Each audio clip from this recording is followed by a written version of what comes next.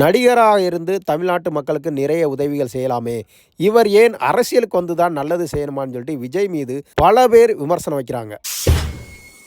அதாவது தளபதி விஜய் அவர்கள் நடிகர் 30 ஆண்டு காலமாக நடிச்சுட்டு இருக்கிறாரு. இது எல்லாமே ஓகே.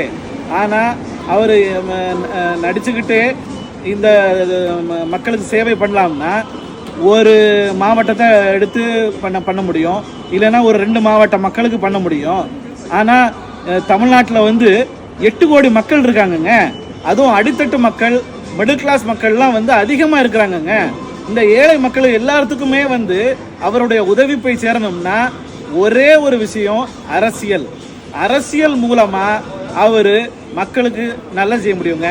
ஏன்னா அவர் ஆளும் கட்சியாக வரக்கூடிய டைமில் அவருடைய திட்டங்கள் ஏழை மக்களுக்காக வகுத்த திட்டங்களாக இருக்குங்க. அதனால அடித்தட்டு மக்கள்